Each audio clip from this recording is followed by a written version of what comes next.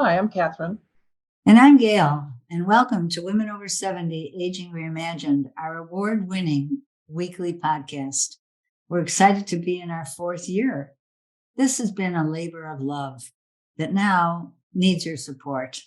We urge you to join Aging Reimagined Circle, our sustaining membership fund, or make a donation so we may continue to inspire women to age with purpose, resilience, and self-care. Visit womenover70.com and join today. Today, we're delighted to have with us Francesca James, age 71, from Ingelwood, California. She learned to heal others after she was intuitively guided to write Reiki as a form of healing herself following a life-threatening bout with cancer. She believes that cancer, quote, saved her life, moving from high-stress work as a successful Black woman in white corporate America to connect more deeply with her inner world. This journey inspired Francesca to write a book, Resurrecting the Muse, Woman's Guide to Rising Above Societal Conditioning.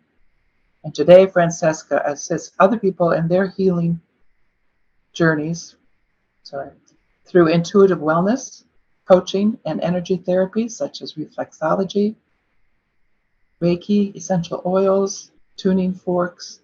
And she also teaches white people about unconscious bias and racism in her class on Deconstructing Racism. Francesca will share with us 3 non-negotiables for how she lives her life. So welcome, Francesca. We're really happy to have you with us. Welcome. And before we delve into the 3 non-negotiables, could you just set the stage for us? A little bit about your corporate career, your bout with life-threatening cancer, and your quest for self-healing. That's quite a bundle. Yeah. Would you start with my life in corporate America? Yes. Well, interesting journey. I worked for the majors. I worked for the Gillette company first out of college, and I worked for IBM for years and decided I really wasn't an IBMer.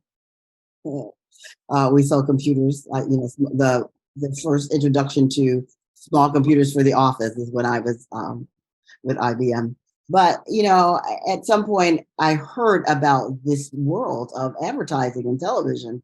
And I pursued that. It was an interesting pursuit because, I interviewed in radio, I interviewed on other places in television, and I ended up going through a training program in New York. I grew up in Chicago, was coming from Chicago.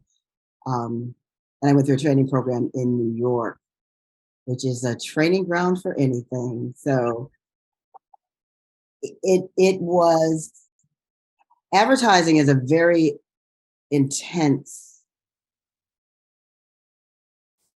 I don't know what the word to use. It's very intense because it's about, you're selling time, and when it's gone, and there's pressure, and you have these special events. And I loved it. I loved it.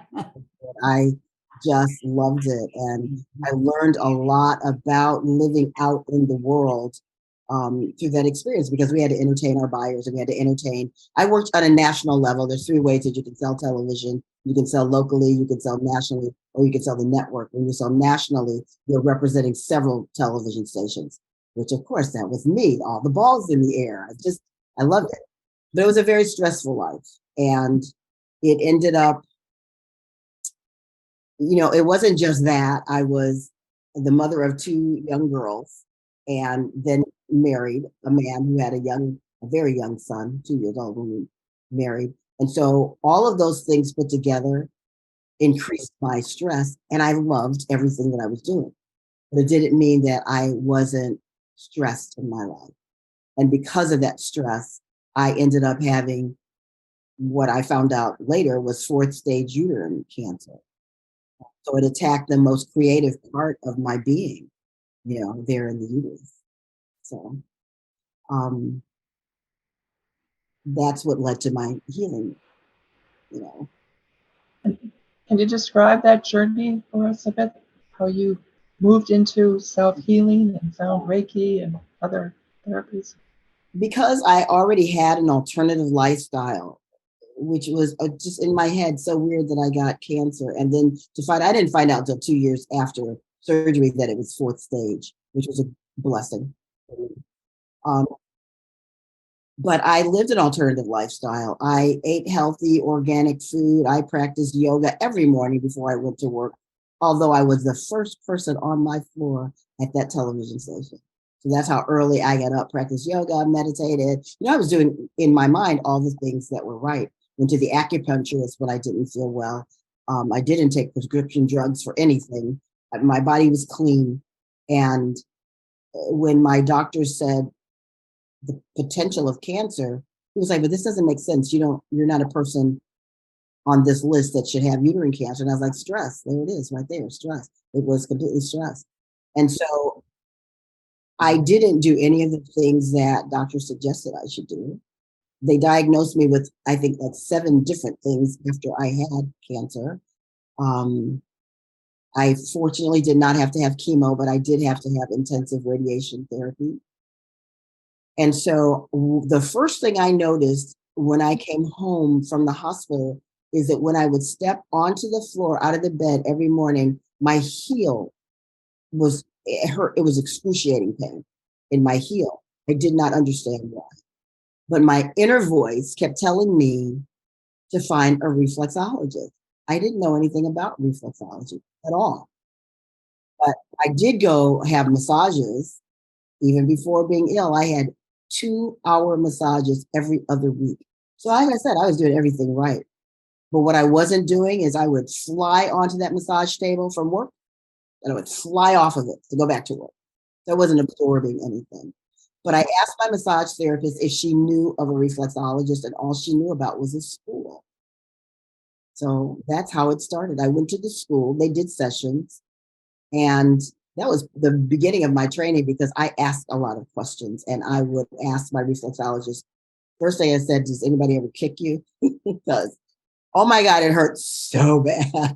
When he was working on me, it hurt so badly.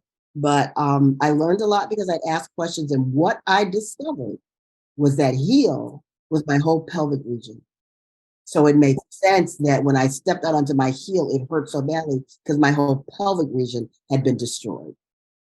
So I worked through that and then took classes and started because of the tremendous healing I had.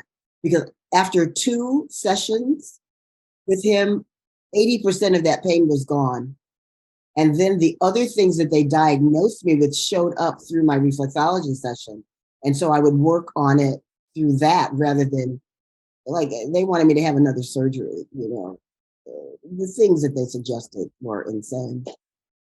But reflexology, then it was really all listening to my intuitive voice, because after reflexology, I heard Reiki. I didn't know anything about Reiki.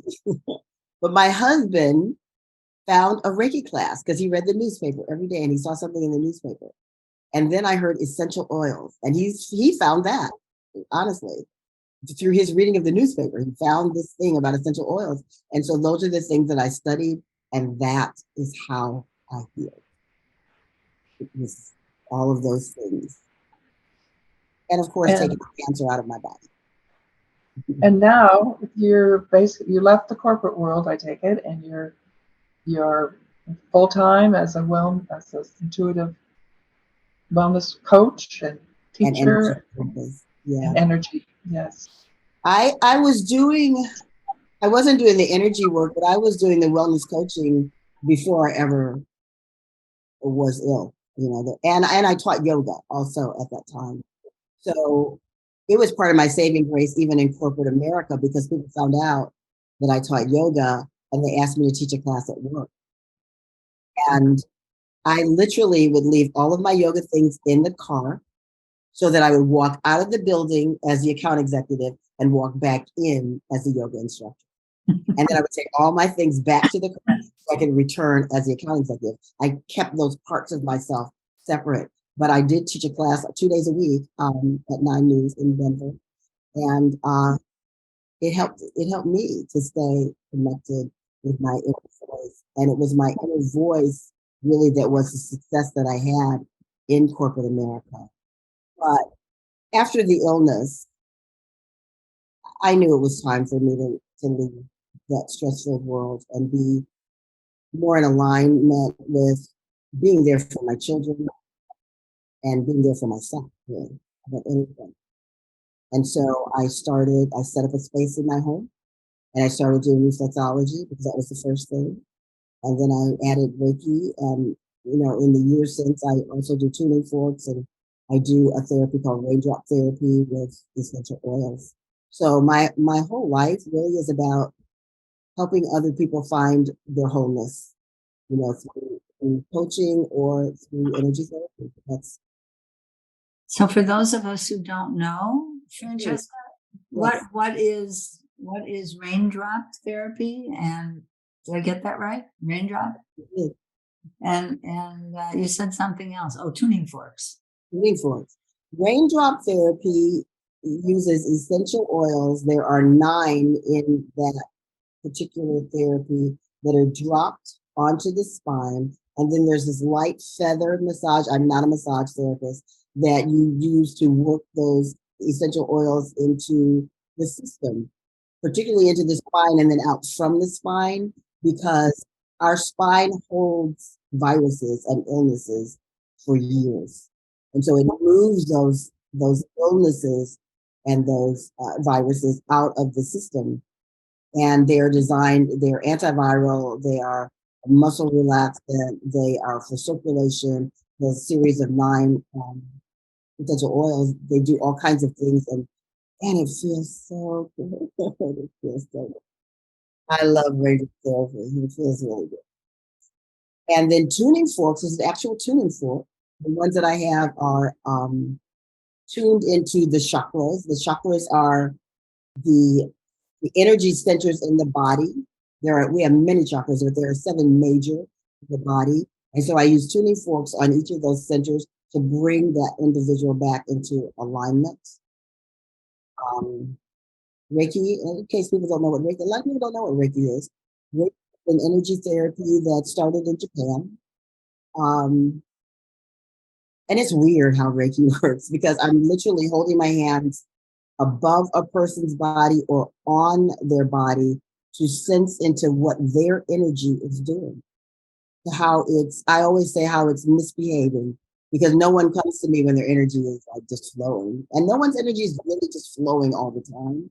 But I sense into what it's doing, and I represent flow to it to cause it to then be able to flow, because the flow is what heals emotionally and physically the individual. Thank you. So let's hear about your 3 non-negotiables for how you live your life. Well, one of them you talked about, that I teach classes to white people. The full name of the class is Deconstructing Racism, Moving Through Discomfort to Action, because white people are uncomfortable about looking at race. They just are in general, and don't like the term privilege, but it exists. And so I am unapologetic in my Blackness. That's just a non-negotiable for me. I recognize who I am. Many years in corporate America, I would ignore things that were said, or just, people of color would look at each other and go, or we'd have private conversations about something that happened that we couldn't say anything about because we didn't want to lose our job, or we didn't want to be considered the angry Black woman, or we didn't, all those labels that are put upon us. But I am now unapologetic in my Blackness, and that is a non-negotiable for me, because when I see something, I'm very compassionate and not necessarily harsh about it, but I will call it out. And the class came about after George Floyd was murdered, and white people woke up to something that they hadn't seen before, and they were asking for help. They wanted to know more. They wanted to know how to be better. And Black people were like, I can't help because I'm exhausted. And we are still exhausted. That's what white people don't understand. We're exhausted every day because of the world that we live in. And I said, I'll talk to you. I'll teach a class.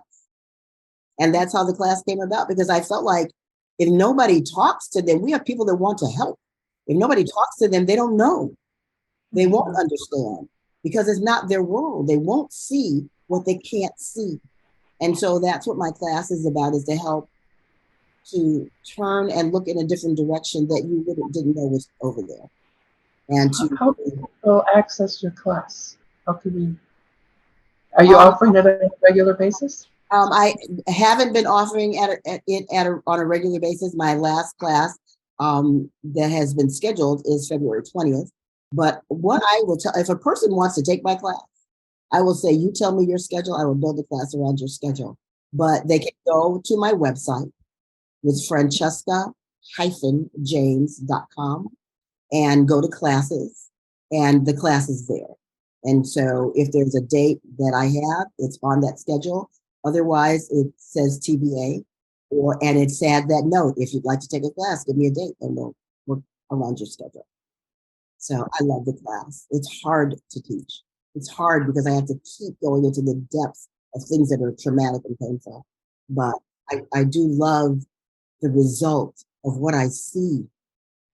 I always say my favorite white people are the ones that took my class because they're so about being conscious and being better people, and it's what we need in the world. Can you tell us, give us a story or an example of someone who took your class, who really made a major shift in their view or their attitude? Yes. Well, here's just a really small little snippet. One of the things that Black people say, because I was doing these events in person before COVID, and a Black man said, I just want white people to know I am no longer moving out of your way on the sidewalk. Because it's one thing that we know, we could be one person walking down the sidewalk and 3 white people are walking toward us. They do not move. It's like they don't see us. And so we, in the past, would step aside. And now it's like, I'm not moving. You step aside, you know? And so he said this. And all the white people in that event were like, wait, do I do that? And so I talked about that in one of my classes. And one of the women in the class told a friend of hers that story. And that friend became conscious because she was at a restaurant, like at the hostess table, waiting to be seated. And a Black couple came in the door, and she and her friends were standing there, and her friends didn't move. They didn't see them, didn't move out of the way. And she said, could you step aside and let these people in? She passed her consciousness on to someone else that became conscious, because, you know, it's a so on and so on and so on and so on. It increases and it up levels and it buoys up from one person to another. One person can make such a huge, huge difference. You know, I have one woman who took the class who has a biracial son, and he would tell her, you don't understand. And she didn't know what she didn't understand. But through taking the class, it made her look in his eyes and understand the things that he goes through on a daily basis that she had no awareness of. So things like that. Mm-hmm. Mm-hmm. I'm glad. So listening to your intuitive voice is another one of your non-negotiables. And that's really probably my biggest non-negotiable, really, because I believe it's the only authority that there is to listen to. It is here to guide and direct us through every step, every phase of our lives. And I was in touch with it without a name for it when I was a child. Because when I was a little girl, whenever something was troubling the little girl, who knows what that would be, you know, but it was a big deal in my mind, whatever it was, I would, in the evening time, it was always in the evening time, I would go, my bedroom was upstairs. I would go upstairs to my bedroom, have the lights turned off, get in the center of my bed, put the cover over my head, and then put my hands on my head until I saw the light. And that light was that inner something that said, it's okay, everything's okay. And I never worried about whatever that thing was again. So that was my own self-taught meditation, I guess. But I realized that I would just know things or hear things or feel things that I needed to pay attention to, that thing that you call gut feeling. I I had that. And I've honored it since I was a child, even when there have been opportunities for me to get knocked off of it. No, I need to listen to this. And honestly, it was my success in corporate America because I was always listening to what account to call, what to do, what direction to take. And that's where my success came from. So there's nothing that will stop me from listening to my intuitive voice, no matter what. And is your view that everyone has an intuitive voice? Everyone has an intuitive voice. We're not taught in this country, in this culture, we're not taught to listen to it, but it's always there because it's that thing that you go, oh man, I knew that. Oh, I heard that, but you didn't pay any attention to it. Pay attention. I say pay attention before anything. Pay attention. Don't put it on the back burner. Listen and follow. Obedient. I like that. So in your book, do you want to, I also want you to talk a little bit more about nourishing your body as a temple, which I think is not one of your non-negotiables, probably the third week. Our bodies are that thing that we just talked about, that voice, that inner guidance. Our bodies house it, and we love in this country, man, and I'm guilty. We love to eat because it tastes good. And things are bigger and, portions are bigger and bigger, and we eat. And we don't look at how this food really doesn't go with that food. This food does not honor what my body needs. And the honoring of my body as the temple of my living God is one of the most important things to me. I am not always in step with it because, I love cheese and my body doesn't, not too much of it, just a little bit. But sometimes I may go on a binge with things that I really shouldn't eat on a regular basis. But I do know how to supplement. I do that. I know what to supplement with. I know how to drink more water and flush that thing out of my system. So it's really being tuned in. And if we pay attention, your body will tell you, no, not that. Sometimes I don't always do this either, but sometimes I go through the grocery store and I really am listening before I buy something. Because I may want something, but I listen. I don't always listen. But, I try to do that and really be responsible for what it is that I'm putting in my system. Yeah. Especially as we age, our systems do all kinds of craziness. So you think you get there and you go, oh my God, yeah, it is. So. Gail, you look like you're ready to say something. I'm taking it all in, and I'm thinking about all the times I haven't listened to my gut. Yeah. How much trouble it's gotten me into. So this is a really good reminder that our gut does tell us what we need to do, and we only have to listen to it and be confident that it's true. That's the thing. Trust in it. Yes. Trust in it. Courage, confidence. Yeah. So before we close, Francesca, I'd just like to hear a little bit more about your book, Resurrecting the Muse. I'm especially interested in the subtitle, Women's Guide to Rising Above Societal Conditioning. What do you take on in your book? Because society has told women who they are and who they're supposed to be. You know that. We know that. At our age, we know that. How we're supposed to function, what we're supposed to think like, who we're supposed to support, everything about us. And, we tend to buy when something's ingrained in you and you don't stop and think about it, you buy into the system and you do things that, really don't even feel right to you, or that you really do, because women are so intuitive. Men are intuitive also, but in a different way. But because women are so intuitive, it would be wise for men to listen to women if we're listening to ourselves. And so Resurrecting the Muse is the motivation and inspiration for all of life. We've known her as the muse for the creative world, but the world is creative. And she is the motivation and inspiration for other women, for men, and for children. That's who she is. And so it's the resurrecting is remember who you are and live in it, and let go of those ideas of what society said that you are, and step into the truth of who you really are. Because see, the world cannot go on without women. What would it be? We can take a sperm and you know, a man. All we need is his sperm. We don't need the man in order for life to go on. And so we really have to understand our value, and that's what the book is about. Mm-hmm. That makes sense. Absolutely. Yes, it certainly does. Yes, it does. Wow. Well, thank you so much. Did you? Yes, thank you so much for being with us, Francesca. And I'm going to take to heart a number of the things that you said, and really appreciate how confident you are about expressing these ideas that you live by.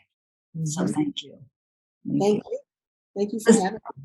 Yes, you're welcome. So listeners, at the beginning of the podcast, we invited you to join Aging Reimagined Circle, our sustaining membership fund. And of course, Aging Reimagined Circle hosts our monthly interactive programs.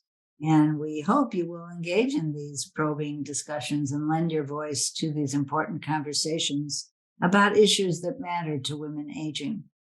Visit Women Over 70, Aging Reimagined, and join. Thank you. Thank you, Francesca, so much. Thank you. Mm-hmm.